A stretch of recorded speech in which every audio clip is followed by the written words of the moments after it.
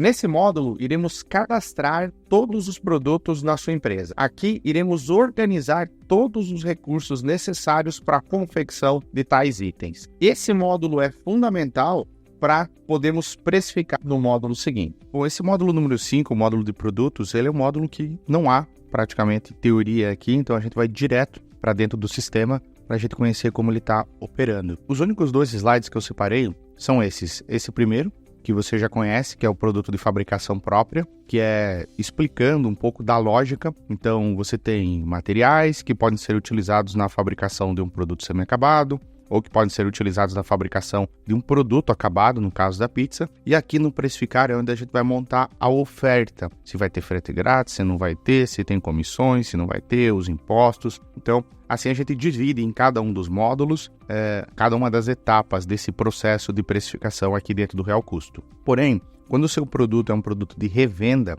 e você obviamente irá querer cadastrá-lo aqui dentro do real custo, é muito mais simples. Então, é simplesmente, nesse exemplo, uma cafeteira e de produto vai para o precificar. Ou seja, você não precisa fazer essa montagem da ficha técnica do produto. É muito mais simples. E agora, eu vou começar a explicar com o produto, ao invés de produto semi-acabado. Então, quando eu clico em produto, eu tenho 3 produtos aqui, um produto de revenda e 2 produtos de fabricação própria. Eu vou abrir esse primeiro. Bom, quando você clica aqui, só para você conhecer o formulário, ele em branco, ele vai ter essa aparência. Então, são informações básicas como nome, categoria. De novo, isso não influencia em nada, é muito mais para organizar os seus produtos. Recomendo que mantenha organizado, ok? E algum código interno, NCM, peso.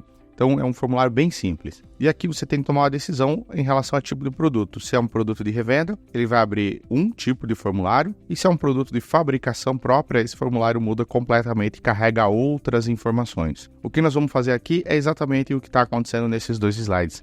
No caso de produto de revenda, configurar créditos tributários, impostos, bonificações ou qualquer outro item que possa estar interferindo no custo, e aqui é a mesma coisa, a gente vai fazer a montagem. Então, eu não vou montar um produto por produto, porque eu já tenho esses exemplos feitos aqui, eu acredito que vai ser mais rápido e mais efetivo essa aula. Então, eu vou abrir aqui um telefone de 128 GB e aqui o nome, a categoria e tudo mais que você já entendeu. Agora, o que acontece? Nós temos o que nós chamamos de subformulário. Então, esse aqui é um formulário grande, tudo isso aqui que você está vendo é um formulário. Isso é um subformulário, adicionar materiais. Então, quando eu rolo aqui e clico em adicionar novo, o que irá retornar aqui é apenas o que eu tiver até então cadastrado em materiais. Se eu não tiver nada aqui, ele não vai aparecer nessa pesquisa, ok? E aí, como você pode ver, você pode pesquisar assim ou simplesmente você pode digitar capacitor, por exemplo. E você pode procurar tanto pelo nome do material quanto pelo código. Esse CP123 é um código que eu criei para o capacitor. Então, se eu colocar 1, 2, 3, pronto, eu encontro o capacitor, ele irá retornar o custo unitário desse capacitor. Então, por que eu estou falando isso? Porque isso é super importante, porque esse custo unitário e a quantidade precisam estar sincronizados. Ou seja, se eu estou incluindo o número 2 aqui, eu preciso ter claro 2 o quê? 2 unidades. Ok, mas 2 unidades é 2 ml, 2 quilos, 2 gramas. Esse custo unitário, ok? Ele precisa estar na mesma quantidade, eles precisam estar sincronizados, ok? É muito comum o empresário colocar aqui, por exemplo, 2 quilos, quando na verdade ele tem o custo em grama. O subtotal estará errado, ou vice-versa, ok? Maravilha, eu vou deixar assim. Então aqui eu cadastrei todos os materiais que compõem esse telefone. Se você quiser reorganizar eles, nota que você pode empurrar esse daqui para cima, trazer esse daqui para baixo, fazer qualquer tipo de organização que você queira, ok? Maravilha. Agora, aqui é bem autoexplicativo. Se você quiser excluir alguma coisa, é só simplesmente você irá clicar aqui e pronto, já foi excluído, ok? Agora, se você rolar um pouquinho para baixo, você vai ver outro subformulário, que é um subformulário chamado adicionar produto semi-acabado. O que é um produto semi-acabado? Olha só, nesse caso da pizza, nós compramos farinha, essa farinha é transformada na massa da pizza e essa massa da pizza é utilizada para fazer a pizza. Só que a massa não é toda a pizza. A pizza tem queijo, tem calabresa, tem, enfim, embalagem, tem outros itens. Só que, como a massa ela pode ser utilizada para vários sabores de pizza, para que eu não precise ficar lançando de novo a mesma receita em um nível de produto, eu crio uma massa de pizza em um produto semi-acabado e eu reutilizo ela quantas vezes eu precisar para fazer diversos sabores de pizza. É a mesma coisa aqui. Aqui eu tenho uma placa de circuito impresso, que é utilizada para esse telefone, por exemplo, e o custo dela é de R$36. Aqui eu vou colocar apenas uma plaquinha, ok. Então, essa é como se fosse a nossa massa de pizza, ok? E você pode adicionar quantos você precisar ou quantos você quiser. Legal. Aí, o próximo passo é o seguinte, nós temos um outro subformulário que é adicionar mão de obra direta, ok? Nós temos algumas maneiras de adicionar mão de obra. Na verdade, são 3 maneiras de adicionar mão de obra que eu já expliquei aqui na aula de pessoas, ok? Então, se você tiver dúvida, retorne lá para a aula de pessoas que você irá ter uma explicação completa sobre a mão de obra direta. Aqui, eu vou mais direto ao ponto, sendo redundante, para que você entenda da onde a informação está vindo e como ela está vindo para cá, ok? Então aqui eu vou retornar apenas valores que estão cadastrados como mão de obra direta ou como equipe, ok? Então, se você cadastrar alguém como despesa, por exemplo, olha só, eu tenho despesas aqui. Todas essas pessoas de despesas não irão aparecer em produto. E se você tiver alguém cadastrado como custo indireto de fabricação, essas pessoas que estão cadastradas como custo indireto também não irão aparecer aqui. As únicas pessoas que irão aparecer são pessoas que estão cadastradas como custo direto. Então eu tenho aqui Renan Sassi da Silva, auxiliar de produção. Olha só. Só está aparecendo 2, o auxiliar de produção e o Renan Sassi da Silva, auxiliar de produção, porque essas são as únicas 2 pessoas que estão cadastradas com custo direto, ok? Além disso, quando você vier aqui no cadastro de pessoas, se você cadastrar uma equipe, ao invés de uma pessoa, se você cadastrar uma equipe, por padrão a equipe é considerada como custo direto. Então a equipe irá aparecer aqui também, ok? Então, passada essa explicação rápida, se você tiver dúvida, retorne lá para o Pessoas. O que vai acontecer aqui? Nós teremos o custo por minuto. Custo por minuto dessa pessoa ou dessa equipe. O tempo que iremos incluir aqui é o tempo por minuto. Se eu multiplicar esse custo por minuto, multiplicar pelo tempo por minuto, nós teremos um subtotal de R$ 5,35 de mão de obra direta, atribuído na montagem desse produto específico, ok? Legal, e você pode adicionar quantas você quiser. Você pode adicionar várias pessoas ou você pode adicionar uma equipe. Legal, aqui nós temos um resuminho dos valores. Então, nós temos o total de materiais. Esse total de materiais é basicamente o quê? A soma de todos os subtotais aqui do subformulário materiais. Nós temos um total de produto semi-acabado, que nesse caso é R$ 36,00, e nós temos um total de mão de obra direta, que nesse caso é R$ 5,35. Então, esse é um resuminho dos subformulários acima, ok? Custos diretos de fabricação. Por que direto? Porque eu vou voltar aqui no nosso slide, estamos tratando como direto porque nós estamos atribuindo diretamente ao produto. Então nós estamos medindo que nós gastamos um alto-falante, 2 capacitores e por aí vai. Por isso que nós estamos tratando como custo direto, ok? Nós estamos fazendo o apontamento. Agora, nós temos custo indireto de fabricação, que é exatamente isso aqui. São custos que não se podem atribuir diretamente a um único produto, ou que é muito caro ou que não vale a pena para a empresa fazer esse apontamento ao produto. E como você pode ver aqui, nós temos custos indiretos de fabricação, nós temos custo indireto de mão de obra e nós temos custo indireto com depreciação. Nós temos 3 tipos de custos aqui, 3 tipos de custos indiretos. E como você pode perceber, aqui nós estamos retornando um percentual. Aqui está retornando 2,26, 1,57, 1,03. Aí a pergunta é, de onde é que está vindo esses números? Olha só, esse custo indireto de fabricação, ele está vindo aqui desse módulo gastos, ok? Esse custo indireto com mão de obra está vindo do pessoas. E esse custo indireto de depreciação está vindo aqui do imobilizado. Então, você pode perceber que são 3 e são justamente esses 3 iniciais aqui, que são, na verdade, esses 3 aqui, que são gastos fixos, ok? Então, basicamente, isso são custos indiretos e fixos que estão sendo alocados aqui no produto, ok? Agora, eu quero visitar a página específica e te mostrar como está sendo produzida essa informação. Então, eu vou trocar a tela aqui. Aqui está dando 2,26, ok? Olha só. Quando eu venho em gastos, eu tenho despesas e eu tenho custos indiretos. Os custos indiretos, o valor total está dando R$ 22.617,66. Se eu vier nessa aba rateio de gastos, eu vou clicar aqui, eu tenho, olha só, R$ 22.617,66 e um faturamento de referência de 1 milhão. Quando eu faço uma divisão desses dois números, eu vou encontrar 2,26% de custo fixo. 2,26%. E quando eu coloco o mouse aqui, está escrito assim, ó, para redefinir valores de faturamento de referência, vá até definições no menu superior. Então, de onde é que está vindo esse número? Aqui do definições. Eu vou mostrar aqui. Está vindo daqui. E da onde está vindo esses R$22 mil?